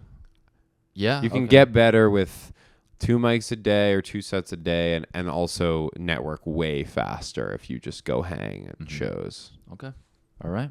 Anything else you want to touch on? Or I think that was a huge success. I mean, I don't want to be too discouraging. I hope you keep doing comedy because I really like watching your comedy. Like, I just like seeing your jokes. I mean that. Like, I like hearing the thoughts you have because you're funny. Thank you, man. Likewise. I'm always like, oh, I didn't think of that. That's funny. Oh, shit, dude. Yeah, likewise. I mean, obviously. Everyone in my sphere is a big admirer of yours. Oh, thanks, yeah, man. totally. I So appreciate that. That's a universal It does thing. mean a lot because because people, it just means a lot more when it's comedians, I think. Oh, yeah. Yeah. me. And it's hard sometimes. I feel like with comics, it's hard to compliment another comedian for some people because they're insecure or whatever. Yeah. But yeah, behind the scenes. And no one does it to their face. Right. Because, and I also actually get it now because you don't know if they're being genuine or not if it's to your face. because they could in comedy. It's just it can. Some people are really slimy and they ruin it for everyone else. Totally. So like you can't really tell sometimes if people are being genuine or if they're social climby, and so it's sort of off-putting to hear a direct compliment. I always try to do like a specific joke. Right. Do you have, because this is something I struggle with, not struggle, but like I'm conscientious of, is like, I think a lot about sex because I'm a pervert. So a lot of the things I talk about are sex jokes. Yeah. And so I'm like, I kind of want to get away from that. I want to do like jokes about vocab or something, or like language. Do you have certain topics that you're trying to get material in that realm versus other realms? Or are you just like anything that's funny is carte blanche, it doesn't matter? No, I have the same approach as you because I'm the same way. I think about sex a lot and I write a lot of sex jokes just naturally. It's also, I think, easier because it's just like awkward and there's just a built-in like discomfort which is very helpful to writing comedy. And it's very unique. Like nothing else is like sex. Every joke I've ever thought of, I think of a comparison. Like if I'm thinking of an analogy, I can think of a sexual analogy. Right. So I try to answer your question. I try now. Well, also it helps to do the Cellar because they're a little more middle America white bread. And so like last night, this happens once in a while. There's like a joke I do that I usually close on that it just didn't do that well because they were uncomfortable hearing me talk about pornography. Oh, jeez. Which like once in a while it happens. Usually it works, but like this time they were just uncomfortable. Right. I was like, they were just a little uncomfortable with the idea of someone talking about sex on stage because they're very like traditional values, like middle of America, for lack of a better term, straight up losers, just pussy ass nerds. Man. But no, it's like, I definitely try to write now that I'm at the Cellar clean. And also I would do headlining sets in the last 20 would be sex stuff. And I was like, oh, it's too much. It's just too hot. It's too much sex stuff and they start to feel weird. I know. You can do like 10 at the end, but any more than that, they start to get uncomfortable with like, who is this guy? This guy's creepy. Like, is that all he thinks about? Right. Even if up to that point you've done 40 minutes of clean jokes, they still are like, they get uncomfortable. So anyway, I tried to write right now clean. I wrote so much. I, for the longest time, was like, I'm not writing sex jokes. I'm just not going to do that for like the first 5 years. And then when I started writing them, I couldn't stop writing. Like they were so easy and they just came to me so quickly. And I also had so many thoughts about sex built up from all the years I hadn't written about it that I just like churned out like 30 minutes of sex jokes. And I was like, I had to like dial that back. You basically came. Like it was 4 years of build up and you just blew a load of 30 minutes. Blew a half-hour load. But yeah, I try to write clean right now. Okay. And I also am writing on topics because I'm trying to build out stuff about like anxiety, stuff about like breakups, stuff about like crying, being sad, like just like material that I believe is more challenging. And the reason I believe that is it's just harder. Right. I know it's harder. It just is harder to make those things work. And I like that. I like, especially creatively, like sex jokes right now, I can make them, it's just easier. It's just much easier. And so I try to write jokes where I'm like, this feels harder. Yeah. It feels like it's less likely to work. And as a result, it's exciting to me. Yeah. I have a joke, like I just thought of a joke that I'm not going to try for a long time about like, I was on a porn website and it said 18. There was a video that said 18 plus woman fingers herself. And I'm like, well, yeah, she has to be. Like that's obviously she's 18. It's illegal if she's not. Fucking illegal. Well, why would you have to specify that? It's like walking into a restaurant and they're like, here's a chicken parm, no poop. I'm like, right. No, I expect that makes sense. Yeah, I'll have the no poop. Yeah, that's no shit in the chicken. Yeah, that is. But I'm just like, I don't need to. That's just such a. I'm just like, I think of that, I write it down, and then I go, okay, what's the actual, what am I really going to do? But it's just a focus. It's also like, you have to write all the ideas down. You have to do that, no matter what, even if it's all about sex. But you can choose what to try and what to perform. Totally. That's a choice. That is a choice. That's the strategy. You're challenging yourself. You're making these little, no sex jokes for a month or whatever. Yeah, that's... Yeah, exactly. Yeah. That's also fun to do.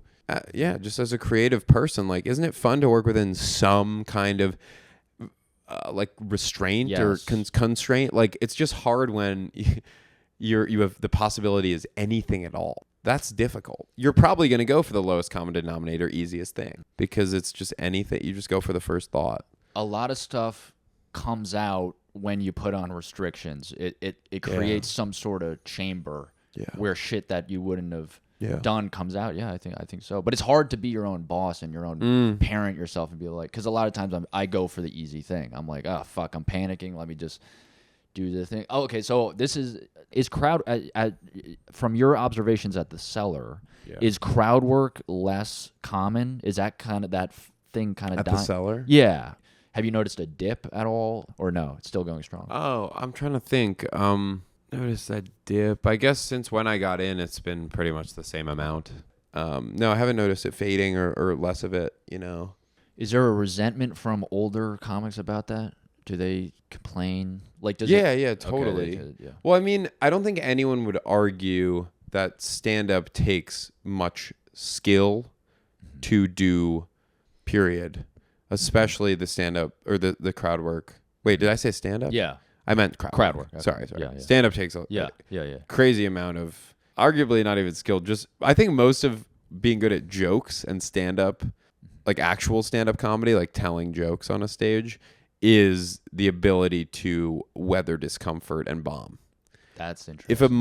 If anyone, the least funny person ever, could go on stage and just talk, they'd eventually say something funny by accident.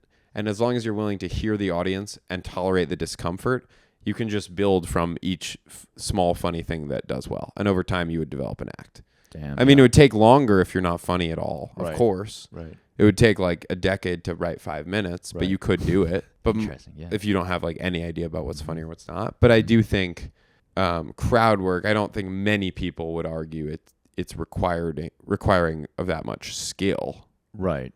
It's just requiring you to be comfortable on stage, right? Some people will be like, "Well, confident, confident, right? Comfortable and confident." Funny in crowd work is far less important than comfortable and confident. Because if you ever like really pay attention to crowd work, the stuff that gets laughs would almost never work as a bit. And you know why? Because it's not funny. Oh shit! Yeah, it's just not funny. Is it more the excitement of, oh my god, exactly? This is It's the excitement and it's them being kind of amazed with how comfortable you are responding and how confidently you're responding. How it doesn't trip you up at all. How you're just in the moment. But there's a reason that you don't ever do the jokes and crowd work that you do in a bit, and it's because it's not funny. Or it's only funny in a specific context. Right. But stand-up, by the way, is funny out of context. That's the whole point of it, is you're taking things from your life that are so funny that even if you remove almost all the context of that moment, it still works in front of an audience and makes them laugh. And also the work of stand-up is providing context. That's why crowd work is such a cheat code. It's like, okay, yeah, we're all in this moment together. We all have the shared context of it. The premise is built in just by default. Yeah. Very few people couldn't be funny in that scenario. All you have to do is be yourself and be comfortable and confident. And I think, anyway, I believe that they certainly look down on it, and it's because it should be looked down on. It's just not an art form. It's just not stand-up. Like, if you do it really well, Moshe Kasher, for instance, that's a talent. Like, that's a skill. He does it in such a way that it's like legitimately impressive. But here's why, is because it's almost improv. It's like he has a structure. He creates a scene and a structure and a world in the crowd work. But that's what you do with stand-up. Now, I don't think what he says in crowd work would still be funny out of context. He's really good at crowd work, but it's a totally different skill. It's not stand-up. Like, writing and performing jokes is a skill that, and the reason people post crowd work is because you cannot write jokes that are good and funny that consistently. No one in the world can, because it's much harder. That's why it's looked down upon, is because, like, find me someone who can write really good jokes, like 3 minutes of jokes every week. Find me anyone in the world who can do that. Literally, Louis can't even do it. Right. He writes an hour in a year. It's impossible. That's like a minute a week. Yeah. And he's the best to ever do it. So I'm just like, really good jokes and stand-up that stand the test of time are like almost impossible. It takes so long. I mean, you can't. Yeah, it takes. And that's why you look down on crowd work, because it's it's just not almost impossible. Some comics will say you got to practice your crowd work because it's a tool that a stand-up comedian needs to have. To me, it's like the act. Yeah. Like it's an act, and the audience, I don't want any interaction with the audience. But some comics will say, like, no, you need to have crowd work in case someone heckles or in case you got to save the set. If it's bombing, you got to go to that. Do you think that comics, younger should conscientiously practice crowd work here and there, or just focus on material, blah, blah, blah? No. As I said, crowd work just comes from, and I know this from firsthand experience, Mm-hmm. crowd work comes from being comfortable on stage and being confident on stage. And that comes from just doing a lot of stand-up. But you truly, and I know this, my friend Lucas Zelnick, very good at crowd work, like very good. And he never once ever practiced it, ever. The first time I saw him do crowd work, and I mean this, he was really good at it. Like very comfortable, very confident. And he was like really just killing immediately literally the first time he ever did crowd work ever. The whole time he did stand up ever. He did like 15 minutes of crowd work. That was hilarious. Like he did it so well. And I was dying laughing too. But so my point is just, no, it's just comfort and confidence. There's no need to practice it. If you're comfortable and confident, I mean, I guess if you need to practice crowd work in order to get comfortable doing crowd work, then sure. Right. But truly crowd work it's mostly just a comfort and a confidence. And I guess some people need to practice it. No, it makes sense. Actually, yeah. I'll walk that back a little. Some people need to practice it, but it's not necessary to do it well. Right. You don't have to. Yeah, I've never ever thought to.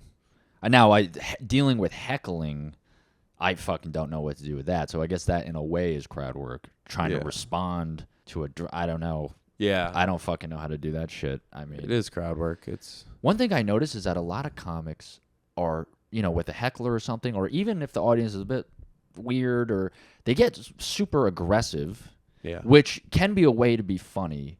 But I notice that, you listen to there's a Louis thing where he deals with a heckler, and he's not like that. He's kind of an asshole because he calls a woman a cunt or something, but it's in a way that's sort of fun. Have you evolved on how to deal with hecklers? Like, how do you deal with that? Yeah, it has to be in proportion, and it has to be appropriate to the audience. Sometimes the issue with heckling, it has to be in proportion. So just with that statement, it's like if they're like, you suck, you pretty much have license to be as mean as you want. Mm-hmm. If they're like heckling in a genuinely negative boo kind of way, you really can do whatever you want as long as the rest of the crowd isn't agreeing with them. Right. You can like, I've gone in on people and been killing. Oh. Like hard to the point this woman like stayed after the show to like get angry at me, and I just left like through the back door because she was like pissed because it was so mad and I was killing about I kept going back to it because I was killing so hard with it. Like it was hard to follow with material when I was being mean to this woman. But anyway, that's so satisfying. It was in proportion because she was being really rude. Mm-hmm. She was like heckling rude shit. The issue with heckling is if someone's heckling and the crowd, and this does happen sometimes, one, they don't understand that heckling is inappropriate a lot of the time. They think it's part of the show. Mm-hmm. So if you get mad immediately, they're put off because they're like, that's just part of doing stand-up. Mm-hmm. And then the second one is if you already have lost the crowd and someone's heckling, you're never going to win them back by responding with a heck. I mean, it's just, well, you can, but it's really hard. I'd be like, I apologize. I try to just appease. That's hard. I've been booed. And I thought it was funny, and then I'm just like, I cannot believe I'm getting booed. Yeah. This is incredible. Yeah, that's the thing. It doesn't feel like a movie. No. You get someone's like, boo, and you're like, oh, okay. Oh, shit, yeah. You're upset. I was like, people still boo. That's pretty intense. I thought that was like kind of a traditional thing that died out, but no, people still boo. Okay. It's got to be in proportion. There's been, some people will post clips. I've seen this. They'll post a clip thinking they look good in the clip, and they go way too hard. Yeah. And it's like, bro, you look really bad. The fact that you posted this thinking I'm cool is insane lack of self-awareness because, like, yeah, you can go too far and the audience is, like, uncomfortable. And at the end of the day, this is what I always think about. It's like, you're not in your apartment. Yeah. Like, if someone fucks with you in your personal life, dude, you're an entertainer. Yeah. I mean, people paid money. Try to be at least entertaining when you're shitting on someone to, make it But that's interesting. Have you been heckled? I got heckled. Well, I got booed, and that was whatever because I brought up 9/11 as a premise at the Tiny Cupboard, and it didn't go well. I did one show there, and it was a hard disaster. Jesus Christ. But a couple weeks ago at Stand Up New York, I was doing this. It's a sexual weird bit, but it was doing well. But then this couple in the front row, it kind of like whatever. I said the bit, it did okay, and then this girl's like, this woman's like, disgusting. That's what she said. And I'm like, oh, Jesus. And then she's like, terrible. Were you emotionally affected by that, like, after? Yeah. Yeah. I was fucking devastated, but yeah. I don't know what to do with that. I mean, this is the thing I thought of at the end of it. It's like, I do think, like, maybe there's a way to make it less gross. And maybe I can still do it, and I'll become a better stand-up comedian. Yeah. So that I can make it more... Because a lot of, like, Louis stuff that he does, I'm not comparing myself, but... It is disgusting. Yeah. You know what I mean? Yeah, but he's so good that he makes it bearable. Yeah. So I'm not giving up on the idea. That's the thing. It's like it's skill. It is skill. A lot of it is skill and the ability. So that is, if you're like making someone have that reaction, maybe it's something's wrong with the bit. I mean, also sometimes people are like crazy. Like, does that bit do well? It does, yeah. Outside of that, yeah. So then it's like the one bit that I'm like, this is the one bit that's good. Okay. That I'm one thing. But yeah, man, you got to like soften the edges. And yeah, for sure. I don't know. Maybe there's something to the fact of like some people will laugh really hard, and there will be 20% of people who hate it. But that's just maybe part of how it goes. You know, I don't know if you can really get 100% of people on board. Yeah. I don't know. No, you can't. You can't. This is a thing. Okay, so do you find that there's a difference between being funny in person, just a funny person, and being funny as a stand-up comedian? Yeah, of course. Yeah. There's a huge difference. Big difference. Big difference. Big difference. What do you think that it's what do you think? Like, explore that. So there seems to me not to be a one-to-one, but a slightly inverse relationship between being truly excellent at, say, crowd work and being able to write a good joke. And I haven't quite figured it out, but it seems people that are like, to me, very good at crowd work in general seem to be able to riff and off the cuff funny. Chris D'Elia, right? Okay. I think he's a really funny, very good at crowd work. Funny on pods, funny in person. And then his stand-up, like, legitimately is some of the worst stand-up comedy I've ever seen. And I mean, that's just like a comment. Like, I think that's practically that's accepted universal. In the He's just like it's like comedy for people with a brain condition. Like, it's actually that dumb. Oh, like, to find it funny, you'd have to think it would be funny to go. Yeah. Like, you'd have to think that was funny because that's his whole act. Yeah. But my point is mostly that he's really good at crowd work, genuinely super funny on podcasts, like makes me laugh out loud hard in his crowd work and in his podcasts. And then his bits are just terrible. And I think in comedy that's widely accepted. D'Elia. Yes. As like people are like, he kills. People always say this, which I love. They go, well, but you got to respect the kill. And I go, no, I don't. Right. Why would I respect that? He's doing it the wrong way. I'm like, the only reason you would say that is because he's doing it wrong. You'd never say, but you got to respect the kill about Pryor. Yeah. Or Louis. Yeah. He's doing it wrong. That's why you say that. So anyway, he's just not a good comic, but he's so funny in other contexts. I think there's like a one-to-one in being funny. Not a one-to-one, but usually people that can be really funny off the cuff or in person are funny in crowd work. And for some reason, there's a lack of structure, a lack of, maybe it's like a lack of thought or a lack of ability to like articulate thoughts, like not in the moment. But those people often are not very good at writing funny ideas. And like D'Elia is really good at crowd work and riffing because he can do voices, he can do sound, he can like take what you said and make it seem like something slightly different, make you seem absurd in the moment, escalate really quickly, like make you seem crazy fast. And that just doesn't help you think of a funny idea over a period of time. It just doesn't help you write a joke. I don't think it does. I don't see many connections. In fact, a lot of people that are really good at crowd work are really bad at jokes. Right. Yeah, that's it's first. Here's why. The thing that makes them good at crowd work makes them bad at jokes because it's first idea. They go in crowd work, they go first idea, and that's very impressive because they do it really fast and they already have an angle in like less than a second on something someone said. But if you're actually writing a joke, the angle takes a while. You got to work on it and bomb with it, and you got it can't be first idea. Yeah. But do you think like the greatest stand-ups like Pryor were funny in person well? Have you seen him in interviews? Not. I haven't really seen him in interviews. Maybe the least funny guy I've ever seen. Pryor? He's very introspective. Wow. Like quiet. Oh yeah. Kind of like and serious. People expect him to be funny. And like I've seen like there's a great interview. It's like Dick Cavett show or something.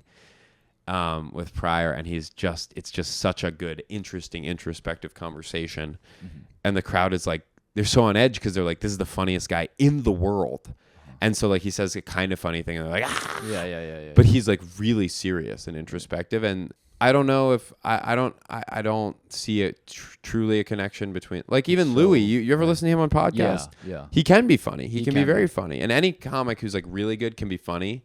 Can be very funny in that context. However, I think what makes you a great stand-up is intelligence. Yeah. If you have a base level of intelligence, you're probably going to be quite good in the long run. Pryor. And it's not like book smart. Like, I don't think Pryor went to college or I don't even think he finished high school. I think he started when he was like 15 or something. Yeah. Went in the military and then and then dropped out and all that. Yeah. Or got expelled. Yeah. And I think being like good at stand-up is just a perception and an ability to like process things in a thoughtful way, usually, and like present them like on stage, like methodical. They think methodically and kind of that's kind of like Louis in interviews is like kind of slow, methodical, eclectic, which is the opposite of like crowd like zoo, zoo, zoo, zoo. It's not. It's kind of it's pulled back. Yeah. But that is good for joke writing and digging deep in these ideas.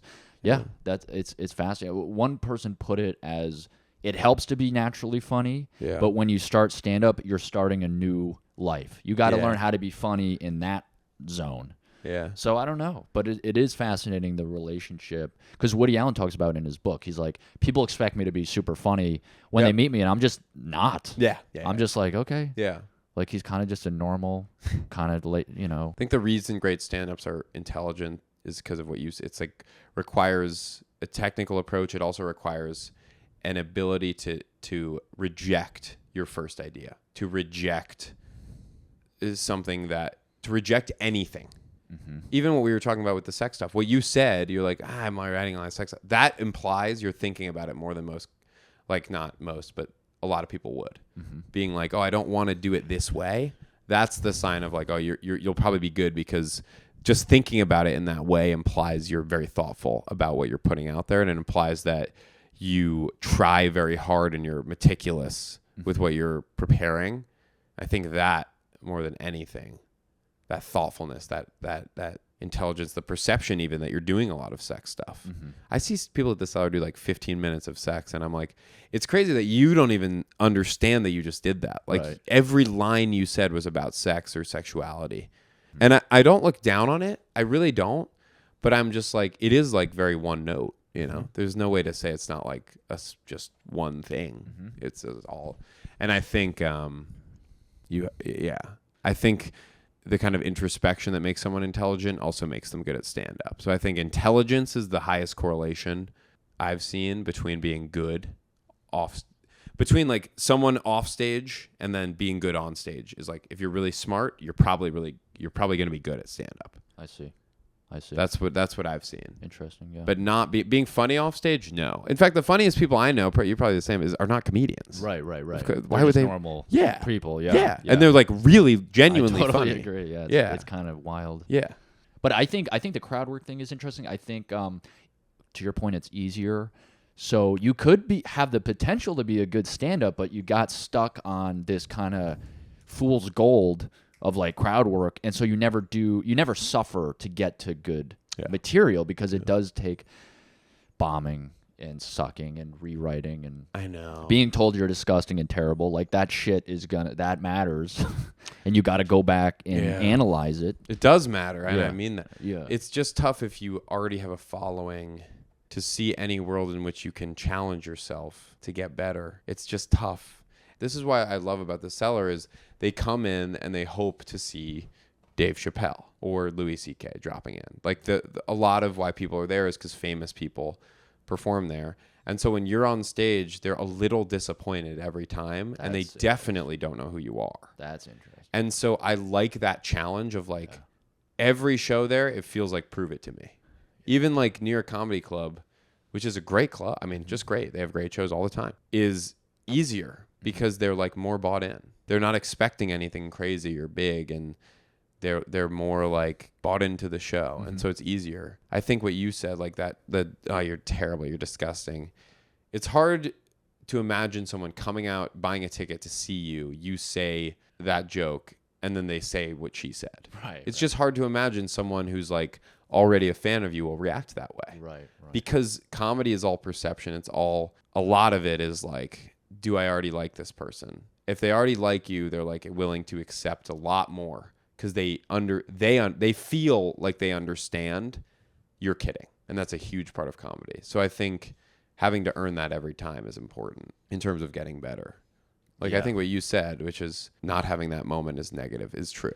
If you don't have that moment of like terrible, disgusting, I've had that so many times. Yeah. You know I mean, it was hard to put that in, like, be like, all right, this is going to happen. You know, it was hilarious because I like felt really good about the set. And then that happened at the end. I'm like, that's iconic. That like I couldn't just have a good set and go home. I had to ponder that it was terrible and disgusting. That's wow. True.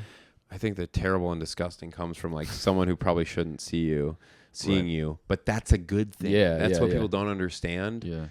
The painful moments are like you learn a lot. You learn a lot. No, totally. Yeah. You feel like you might need to tinker with the joke, but it's still funny, right?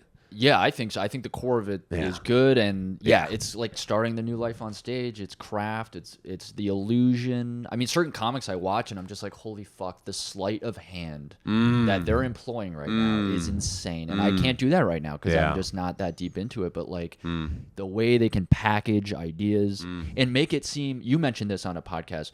The ability to make it good every time you do it, to make it a little bit different, the repeatability of it. That's another level. So impressive, dude. Super impressive. Like Maddie Weiner and Jordan Johnson. Louis also.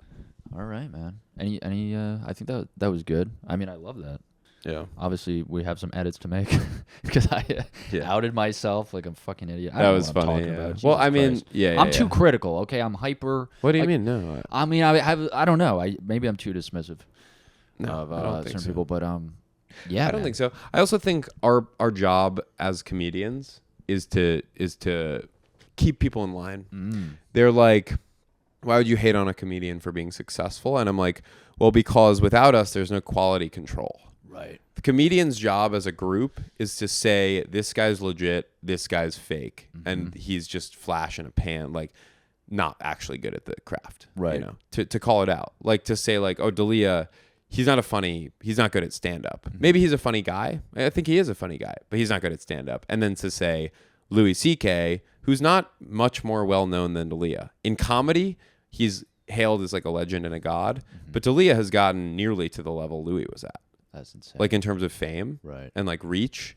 Right. I mean, probably since his cancellation, he's smaller than he was, but still, they're not crazy dissimilar in terms of fame. But it's our job as comedians to do what we're doing, which is go, this person is not legitimately good, and this person is legitimately good. You know, that's our job. That's what writers do and did. Like I'm a huge Norman Mailer fan, old writer, and he would do the same thing, and they would have. Gore Vidal, they would have these discussions about who's a good writer, who sucks. Yeah. And it's like the comic thing. It's like that matters a lot. Also, Kendrick said, I think, what is it? Money, power, respect. The last one is better. Right. And hopefully that will get you to the first two if you just keep the faith. Yeah. But that's what he said. I don't agree with that. You agree with money, power first. I mean, having respect of my peer. It's a lot of my peers it's respect me, and I appreciate it, but I would rather be wealthy. Yeah, for sure. Obviously, pretty obviously.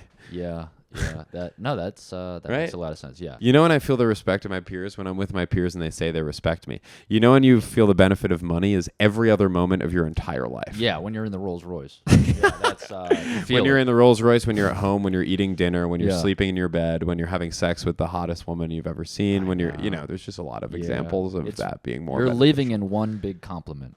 The God is complimenting you in that. Yeah. He respects You get the respect of God. yeah, the universe and luck and wow. Yeah. Exactly. That was great, man. Thanks for listening, guys. And maybe we'll do this again. I don't know. Hopefully, we'll see. But thanks for your time. Yeah. It was great having you. And yeah, all right. Thank you.